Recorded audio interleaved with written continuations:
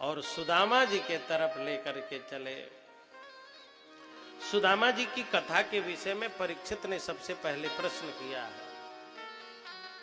राजोवाच, राजा ने पूछा, भगवन यानी चान्यानि मुकुंदस्य महात्मनः वीर्याणि अनंत वीर्यस्य श्रोतुमिच्छामहे प्रभो। मैं भगवान अनंत वीर्य के वीरता की कथा सुनना चाहता हूँ। ये राजा परीक्षित ने पूछा अंतिम दिवस कि मैं भगवान की वीरता की कथा सुनना चाहता हूँ। तो सुखदेव जी ने मुस्कुरा के कहा, परीक्षित, भगवान ने कंस को मारा, क्या ये भगवान की वीरता की कथा नहीं थी? भगवान ने शिशुपाल का वध किया, क्या ये भगवान की वीरता की कथा नहीं थी? अब कितना अखाड़ाबाजी सुनाऊं भगवान के विषय में। तो परीक्षित जी कहते हैं कि भगवान ने शिशुपाल को मारा, दंत्रवक्त्र को मारा, विदुरथ को मारा, मिथ्या वासुदेव का वध किया, कंस का वध किया, ये भगवान की वीरता नहीं है, भगवान का बल है। जब व्यक्ति के अंदर शारीरिक बल होता है तो वह दूसरों को पटक सकता है, मार सकता है, वध कर सकता है, ये बल होता है। बल में शारीरिक क्षमता बढ़ जाती है, लेकिन वीरता में आत्मा की क्षमता बढ़ती है, मन की क्षमता बढ़ती है। सुखदेव जी कहते हैं, मैं भगवान के बलवान होने की कथा नहीं सुनना चाहता हूं, भगवान कितने वीर हैं। और जब आप किसी को पटकते हैं तो आपका ये बलवान होना है, लेकिन जब आप किसी गिरते को सहारा देते हैं तो ये आपका वीर होना होता है। वीर में और बलवान में, दोनों में बहुत अंतर है। वीर वह है जो गिरते हुए को उठा ले, फिसलते हुए को संभाल ले, दुखी व्यक्ति को सहारा दे दे, वह वीर होता है। हनुमान जी को वीर कहा गया। गोस्वामी तुलसीदास जी महाराज ने जगह जगह सीता माता राम जी से कहती हैं, को रघुवीर सरिस संसारा, को रघुवीर सरिस संसारा, रघुवीर सरिस संसारा, रघुवीर सरिस संसारा, रघुवीर सरिस संसारा। महावीर वीरवऊ हनुमान। रघुवीर वीर, श्री राम वीर है, हनुमान जी वीर है, और रावण बहुत बलवान है। मतलब रावण किसी को गिरा तो सकता है, लेकिन किसी का सहारा नहीं बन सकता है। और श्री राम जी और हनुमान जी सहारा भी बन सकते हैं। रावण को गिराने की क्षमता है, और सबरी और केवट को सहारा देने की क्षमता है। इसीलिए भगवान की वीरता की कथा सुनाइए। क्या भगवान ने किसी को कभी सहारा दिया? किसी गरीब के लिए उन्होंने कभी कुछ किया? विष्णुरातेन संपृष्टो भगवान बादरायणि, वासुदेवे भगवती निमग्न हृदयो ब्रवीत। यह प्रश्न सुनते ही निमग्न हृदय, सुखदेव जी निमग्न हो गए, आंखों में आंसू चल पड़े। परीक्षित जी ने कहा, भगवान आंखों में आंसू क्यों आ गए? तो सुखदेव जी कहते हैं, तुमने सहारे की बात की है तो मैं सुदामा जी महाराज की कथा सुनाऊंगा। यहां पर दो ब्राह्मणों की कथा अगल बगल में ही है। जहां सुदामा जी की कथा है, उसी के पास में एक और ब्राह्मण है जो मिथिला में रहने वाले हैं। उनका नाम है श्रुतदेव ब्राह्मण। तो भगवान मिथिला में जाते हैं और श्रुतदेव ब्राह्मण से मिलते हैं। बड़े विद्वान हैं, बड़े भक्त हैं, भगवान से उनको प्रीति है। सुदामा जी से बड़ी महिमा उनकी नहीं गाई गई भागवत में। सुदामा जी की कथा तो पूरे 2 अध्यायों में है। श्रुतदेव ब्राह्मण की कथा तो कुछ श्लोकों में है, लेकिन कथा यही है कि भगवान उनसे मिलने के लिए जाते हैं। और जिनकी कथा 2 अध्यायों में है, उनसे यही तो वर्णन है कि सुदामा तड़प तड़प के रह गए, लेकिन भगवान उनसे मिलने के लिए नहीं जाते हैं, बल्कि सुदामा को ही जाना पड़ता है। और यही तो भगवान की लीला है।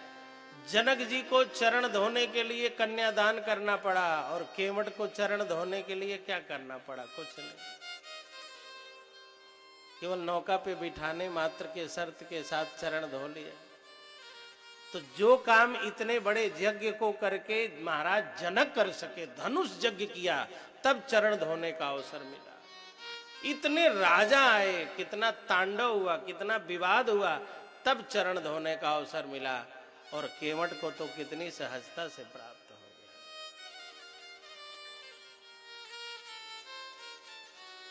तो सुदामा जी से मिलने भगवान नहीं जाते हैं। लेकिन मुझे लगता है कि यह कहना भी अन्याय ही होगा कि सुदामा जी से मिलने भगवान नहीं गए। भगवान मिलने के लिए केवल शारीरिक रूप से आपके पास पहुंचते हो, ये कोई जरूरी नहीं है। भगवान आपसे मिलने के लिए कई रूपों में भी आ सकते हैं। और ये मत समझिएगा कि भगवान साक्षात तो नहीं आए। जब आपके द्वार पर भागवत का कोई कार्ड आ जाए ना, तो समझना अब हमारे क्षेत्र में भगवान वाणी के रूप में पधारने वाले हैं। और आप पहुंच जाओ और सुनने लगो ना, तो समझ लेना अब भगवान हमारे कान के माध्यम से हमसे मिलने आने लगे हैं। उनकी मूर्ति दिखाई पड़े तो अब समझ लेना कि भगवान अब आंख के माध्यम से हमसे मिल रहे हैं। और उनका प्रसाद कोई प्रेम से आपको दे दे, लोग कन्हैया का प्रसाद, तो समझना ठाकुर जी अब अन्न के रूप में हमारे अंदर जा रहे हैं। केवल उनके भौतिक या स्थूल शरीर के प्रति ही सम्मान न रखिए, उनकी कथा भी वही है। रामस्य नाम रूपम च लीला धाम परात्परम एतत् चतुष्टयम नित्यम सच्चिदानंद विग्रहम। भगवान का नाम, रूप, उनकी लीला और उनका धाम, ये नित्य सच्चिदानंद है। उनकी कथा भी वही है, उनका प्रसाद भी वही है, उनकी मूर्तियां भी वही हैं, उनके चित्रपट भी वही हैं, उनका प्रवचन भी वही। सुदामा जी से भगवान कभी मिलने नहीं गए, ऐसा नहीं हो सकता। सुदामा जी जब पढ़ लिख करके अपने घर रहने लगे, सुशीला जी से विवाह हो गया, बाल बच्चे हो गए, तो एक बार भगवान श्री कृष्ण सुदामा जी के गांव पोरबंदर पहुंच गए, भिखारी बन करके। कलाबाजी तो आती ही है, चाहे जो बन जाते हैं। कभी चोर बन के पहुंच जाए, कभी बामन बन के पहुंच जाए, कभी कन्हैया बन के पहुंच जाए, भिखारी बन के पहुंच जाए। आवाज लगाने लगे, भवती भिक्षाम देहि। अरे घर में कोई है, जरा भिक्षा दे दीजिए। टूटी झोपड़ी से जीर्ण शीर्ण कपड़ा पहने अत्यंत गरीब एक देवी निकली, मांग ढका हुआ। गरीबी ने बूढ़ा बुजुर्ग कर दिया है। आयु बहुत नहीं है, लेकिन देख के लगता है कि गरीबी हद तोड़ चुकी है। भगवान ने प्रणाम किया, देवी प्रणाम, थोड़ी भिक्षा दीजिए, कुछ हो तो दे दीजिए। सुशीला जी के घर में तो कुछ था नहीं, लेकिन सोचा है नहीं, क्या करूं। तो कहा महाराज घर में तो बहुत है, लेकिन मैं दे नहीं सकती, क्योंकि मेरे घर सूतक लगा हुआ है। आज की कोई नारी होती तो चमका करके, हाथ चमका के करती, क्या बता कुछ है ही नहीं तो क्या दे। और यदि वो ऐसा कह देती तो वो अपने पूरे परिवार की प्रतिष्ठा दांव पर लगा देती।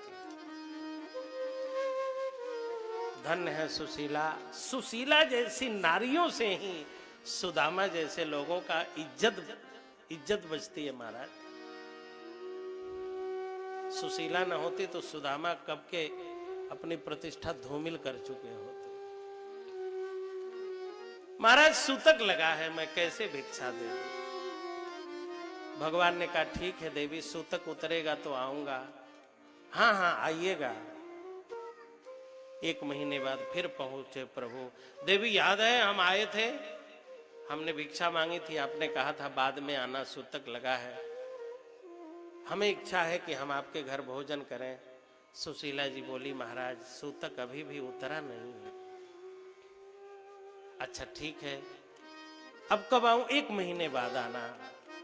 अब तो ये तीसरी बार प्रभु पहुंचे हैं। फिर सुशीला वही रटी रटाई, महाराज सूतक अभी भी लग रहा है।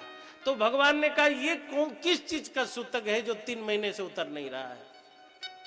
तो कहा महाराज ये गरीबी का सूतक है, ये कभी उतरेगा नहीं, लगता है ये कभी नहीं उतरेगा। महाराज हमने आपसे बहाना बनाया, लेकिन ये अपनी प्रतिष्ठा को बचाने के लिए बहाना बनाया था, ये झूठ नहीं बोला था।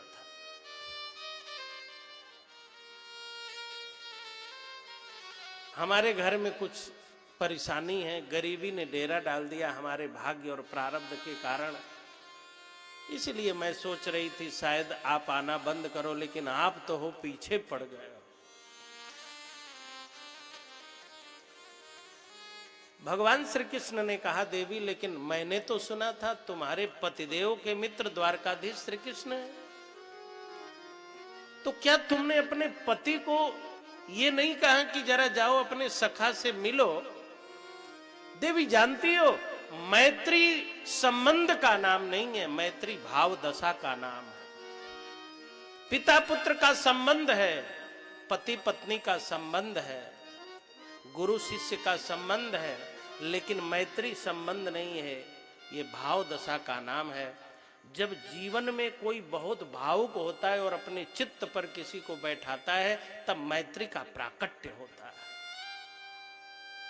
साहित्य के जो 9 रस हैं उन सभी रसों का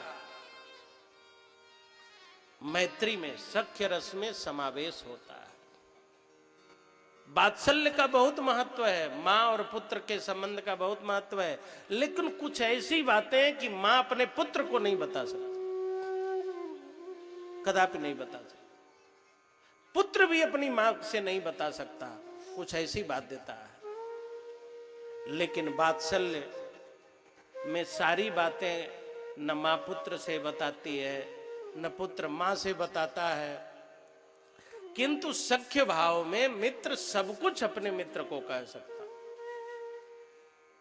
मैत्री हृदय तक पहुंचने वाली भाव दशा है।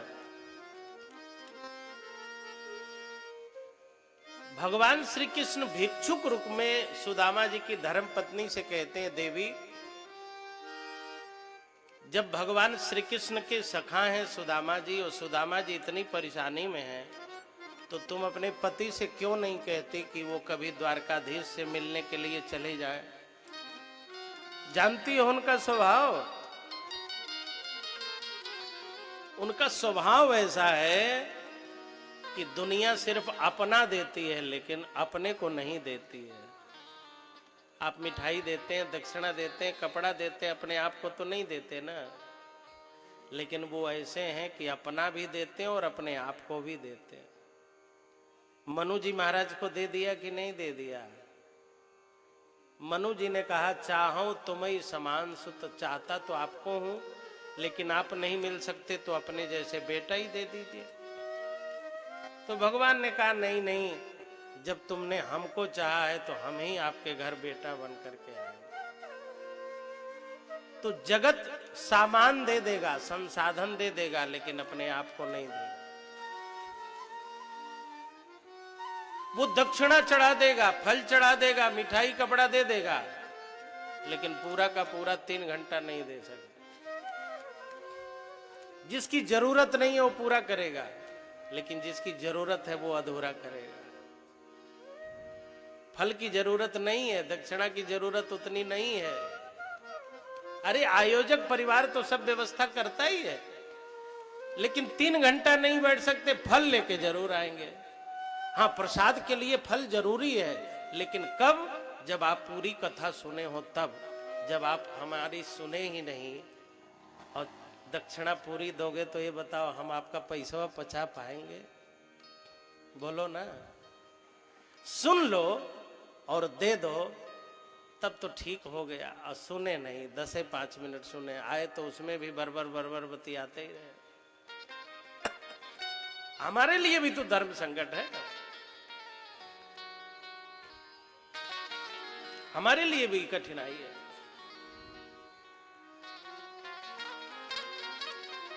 व्यवस्था में लगे हुए लोग थोड़े भजन की प्रतीक्षा किया करो। अरे भजन की प्रतीक्षा करो तब आगे बढ़ाओ। कहते कहते अंतिम दिन आ गए, लेकिन तुम हो कि समझ ही नहीं रहे हो। रुक जाओ बेटा, 5 मिनट रुक जाओ, भजन की प्रतीक्षा करो। हम और तुम एक ही जैसे हैं ना, हम चुप हो रहे हैं ना तुम कम हो रहे हो। हाँ?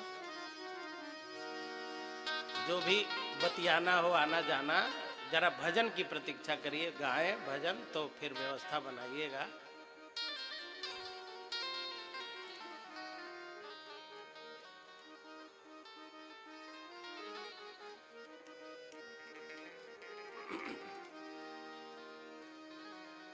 ये व्यवस्था बनाने वाले जो है कथा के प्रेमी नहीं है, धरवा तोड़ तोड़ देते हैं बीच बीच में, है ना।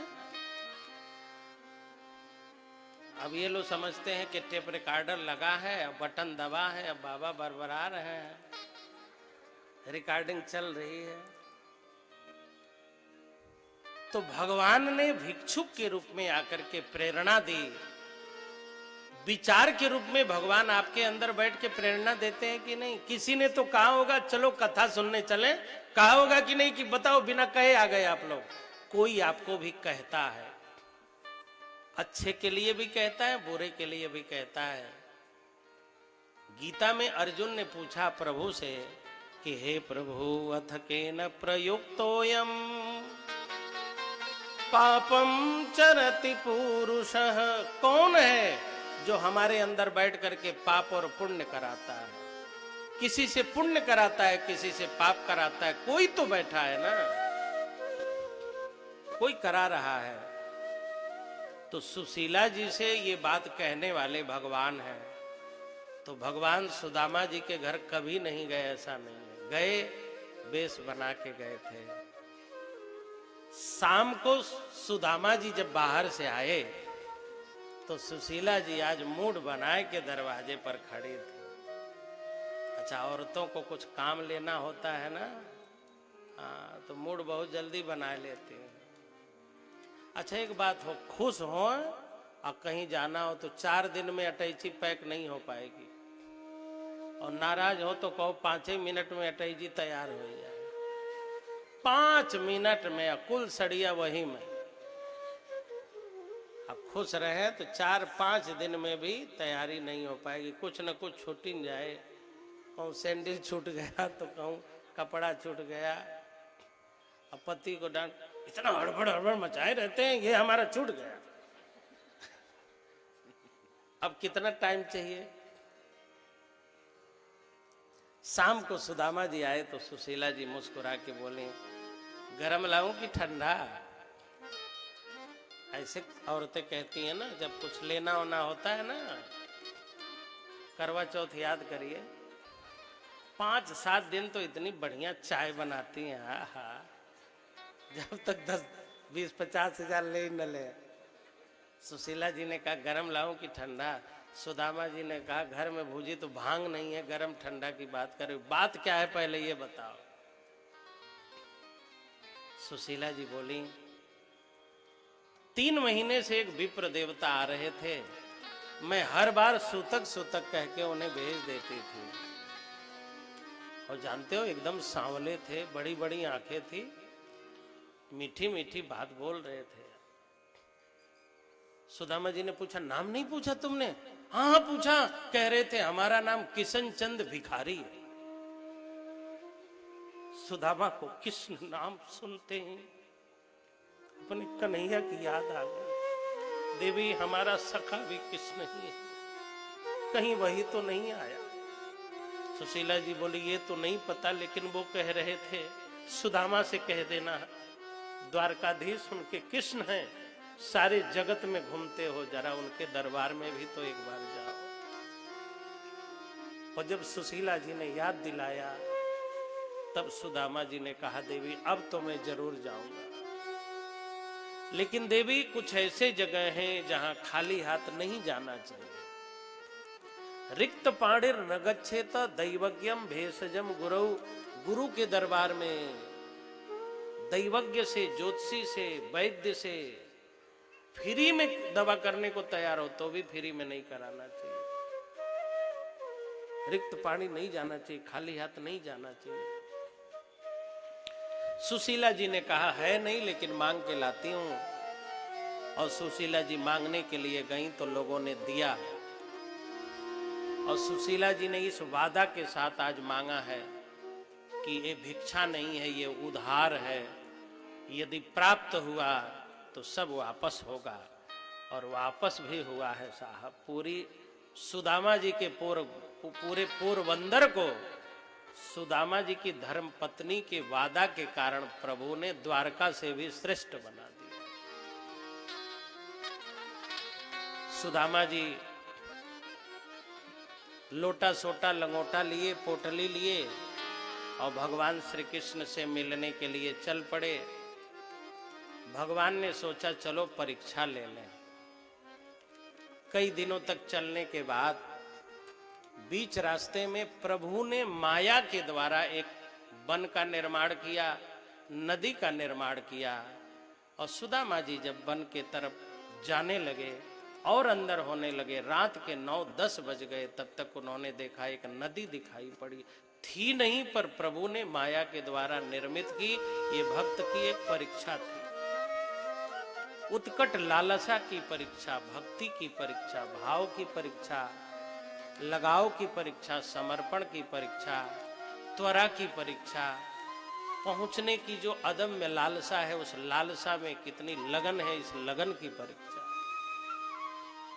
बिना परीक्षा के कोई बच्चा कभी प्रामाणिक रूप में पास नहीं हो सकता। आप नौकरी पाने जाएं तो प्रमाण पत्र लगाने पड़ते हैं कि आप पास हुए हैं। स्वर्ण का सोना आप खरीदते हैं, उसकी भी रसीद चाहते हैं। कोई सामान लेते हैं, उसकी भी पक्की रसीद। सरकारें कहती हैं हर चीज की पक्की रसीद ले लिया करो। भगवान भी चाहते थे कि जरा दुनिया देखे क्या त्वरा है, क्या इच्छा है, क्या लालसा है। लाला से मिलने की जब तक लालसा नहीं होगी तब तक लाला मिलेगा नहीं। अथा तो ब्रह्म जिज्ञासा, ब्रह्म सूत्र का सूत्र है। ब्रह्म से मिलने की जो जिज्ञासा है, ज्ञातुम इच्छा जिज्ञासा। रात के 10 बजे सुदामा जी घोर नदी में जंगल में नदी के तट पर बैठे। अब सुदामा जी सोचने लगे, हे भगवान, कोई नौका तो है नहीं, तैरने तो आता नहीं, मैं पार कैसे होऊंगा? घनघोर जंगल है, नदी है। तब सुदामा जी निराश हो गए और वहीं बैठ गए और कहने लगे, लाला, सोचा था आपसे मिलने के लिए आऊंगा, लेकिन लगता नहीं है कि आ पाऊंगा। अब कोई हिंसक जीव जंतु आएगा, मुझे मार के खा जाएगा। कोई बात नहीं प्रभु, मैं मर जाऊं, कोई चिंता की बात नहीं। बस कष्ट एक ही हो रहा है कि आपकी भाभी ने जो पोटली दिया था कि हमारे देवर जी को दे देना, अब उस पोटली का क्या हो? प्रभु यदि हो सके तो कोई व्यवस्था बना दीजिए ताकि मैं उस पार हो जाऊं और अपनी पत्नी की पोटली आपके चरणों तक पहुंचा दूं। प्रभु मुझे पार करो। और जैसे ही सुदामा जी ने भगवान से विनती की, उसी समय भगवान केवट बन करके नौका लेकर के प्रकट हो गए। भगवान कहने लगे, भैया किसी को उस पार जाना हो तो आओ, मैं पहुंचा दूं। सुदामा जी बड़े प्रसन्न हुए, वाह भैया, वाह कन्हैया, याद किया कि केवट दिखाई दे दिया। लेकिन सुदामा जी ने कहा, केवट एक बात बताओ, इस रात में तुम यहां क्या कर रहे हो? ये जंगल की नदी है, नदी में यात्री नहीं मिलते हैं तो तुम यहाँ क्या कर रहे हो? तुम्हारी रोजी रोटी कैसे चलती होगी? यहाँ लोग तो मिलते नहीं पार होने वाले, तुम्हारी कमाई तो होती नहीं होगी, तो तुम यहाँ कैसे हो? केवट ने कहा कि पंडित जी क्या बताएं, जब बुलाने वाले यहीं बुलाए हैं तो जाएगा कोई कहाँ? ये तो बुलाने वाला सोचे ना कि क्यों बुला रहा है। तब सुदामा जी को लगा बुलाए तो हम, तो इसको कैसे पता? अच्छा केवट एक बात बताओ, तुम्हारा नाम क्या है? प्रभु ने कहा हमारा नाम किशन चंद केवट है। अच्छा क्या करते हो? प्रभु ने कहा मेरा तो एक ही व्यवसाय है, सबको पार उतारना। सुदामा जी ने कहा सबको पार तो भगवान उतारते हैं, तुम ये काम कैसे कर सकते हो? क्या भगवान हो क्या? मुझे एक कथा याद आती है, कार्तिक के महीने में माँ यशोदा दीपदान करने गई तो कन्हैया ने कहा मैया मैं भी चलूं। मैया ने डांटा चुप दारी के, लड़कियां जाती हैं कन्यादान करने, लड़के नहीं जाते। कन्हैया ने कहा मैया थोड़ी देर हमको भी लड़की ही समझ लो पर ले चलो। अब मैया दीपदान करने लगी, कन्हैया पानी में घुस गए और बहते हुए दीपकों को निकाल निकाल के बाहर रखने लगे। गोपी ने आके मैया को बताया संभालो अपने छोरा को, सारे बहते दीपकों को बाहर निकाल रहा है। मैया ने कहा ये क्या कर रहे हो?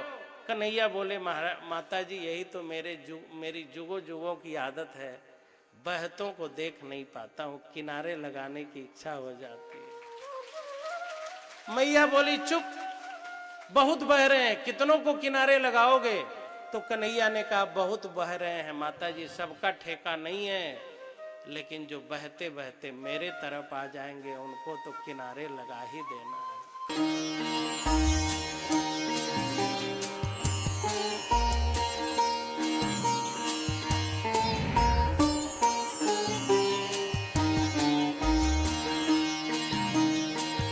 प्रायोजक हैं डॉक्टर ऑर्थो वैदिक ऑयल एवं कैप्सूल, जोड़ों के दर्द की बेजोड़ दवा।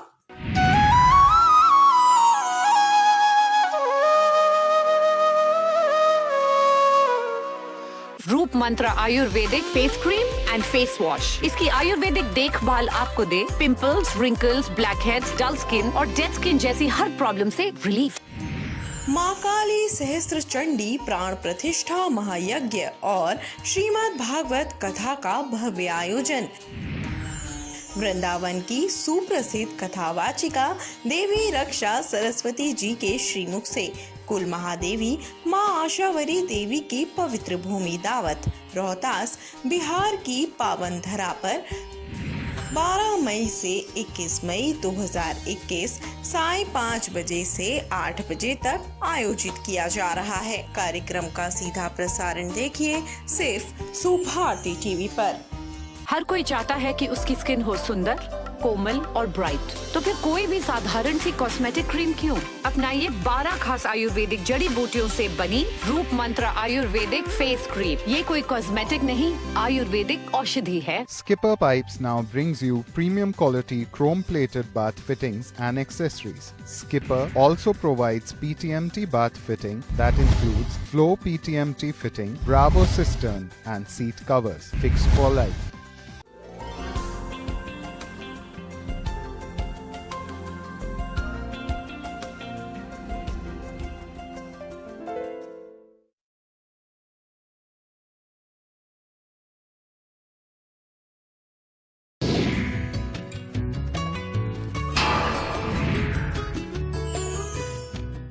नमस्कार, आप सभी का बहुत बहुत स्वागत है हमारे विशेष कार्यक्रम महाकाल ज्योतिष में, और मैं हूं आपके साथ रश्मि।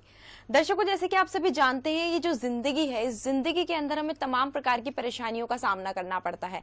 हर किसी इंसान को, हर किसी शख्स को परेशानियों का सामना करना पड़ता है। ऐसा कोई नहीं है जिसकी जिंदगी में किसी भी प्रकार की कोई परेशानी ना हो। कोई पैसे को लेकर परेशान रहता है, कोई कारोबार से परेशान रहता है, किसी को संतान को लेकर परेशानी है, तो कोई गृह क्लेश से परेशान है।